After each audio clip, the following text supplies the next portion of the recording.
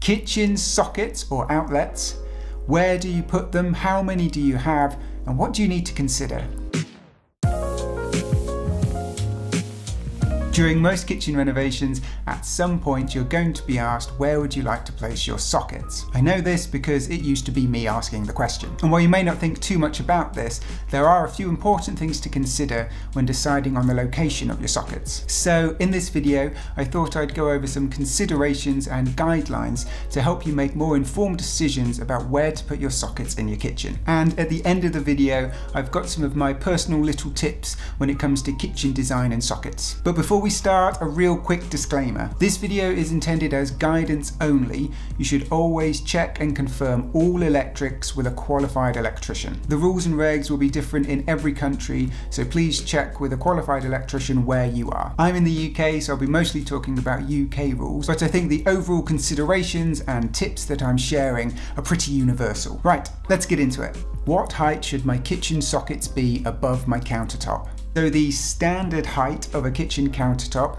from floor to the top of the countertop is 910 millimeters. The general rule is to then set your sockets 150 millimeters above this, measured from the countertop surface to the bottom of the socket. So when you add this all together, it means that the standard height a kitchen socket should be installed at is 1060 millimeters from the finished floor to the bottom of the socket. However, because there isn't really a standard kitchen height, this height will differ depending on the height of your kitchen cabinets and plinth and the thickness of your worktop. These differences will mean that the finished height of your countertop will be different, and so the final height that you put your sockets at will also differ depending on it. As well as the varying finished countertop height, you'll also want to consider what you're going to be doing on the wall behind your countertop. If you're tiling behind your countertop, you could set the boxes for your sockets to the height that your tiles are, making it easier to tile. This will mean fewer cuts for your tiler and a socket that's placed in line with all of your tiles,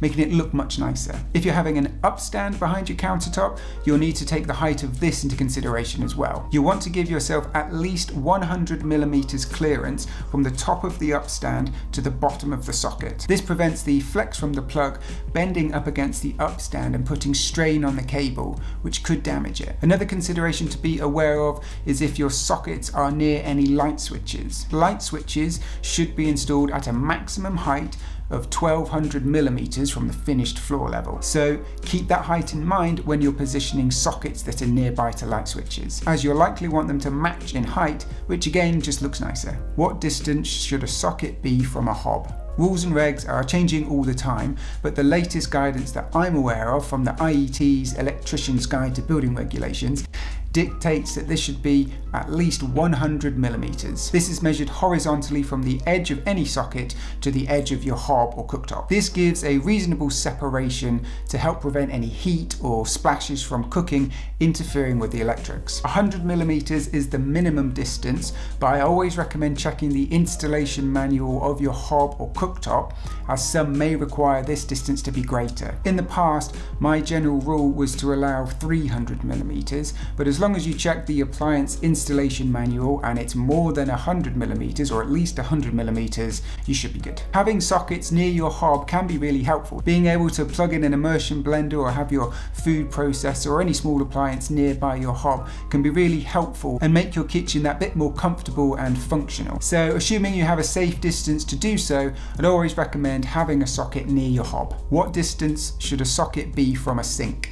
So the latest information from the same Electrician's Guide to Building Regulations states that you should allow 300 millimeters from the edge of your sink or draining board area to the edge of a socket. This should be enough space between the socket and sink to prevent any splashes getting into your electrics. Another good rule for kitchen sockets near sinks is that they need to be out of arm's reach when you're stood at the sink. The theory is that you shouldn't be able to reach and touch a socket while you're stood at the sink doing the washing up, where you're likely to have wet hands. Sensible, right? So having a standard countertop depth of about 600 millimeters and putting a socket 300 millimeters to the side of the sink will mean that it's out of arm's reach when you're stood at the sink. Just be careful if you have a sink close to a corner and you're placing a socket on the adjacent wall. Make sure you can't stand at that sink and touch that socket. Kitchen design top tips for sockets. My first top tip: You can never have too many sockets. If in doubt, put another one in. It's better to have that spare socket on the wall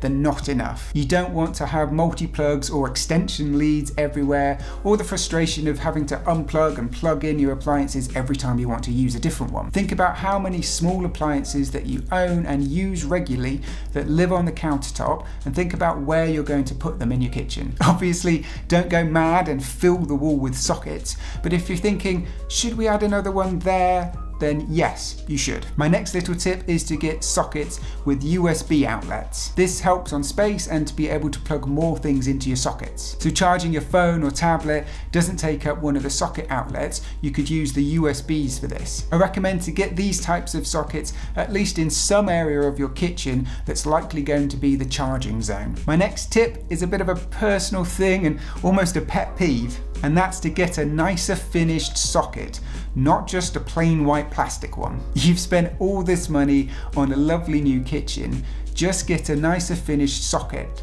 You know, a brushed steel or brass or a matte black, whatever it is that matches the style of your kitchen. It's only a small thing, it really doesn't cost that much in the grand scheme of your renovation, and it's just a lovely finishing touch. And finally, don't forget to put power on your kitchen island. Whether that's a pop-up socket of some description or having sockets cut into your end panels, make sure you've got power on your island. I think in some countries this is actually regulation, but whether it is or not, get some power on your island, you won't regret it. I had a few people request that I do a video on this topic, so I hope that this has helped. And if you have any further questions, or if there are any other kitchen design topics that you'd like me to cover, please leave a comment below. I do try my best to read and reply to as many as I can. As always, thank you so much for watching, and I'll see you in the next one.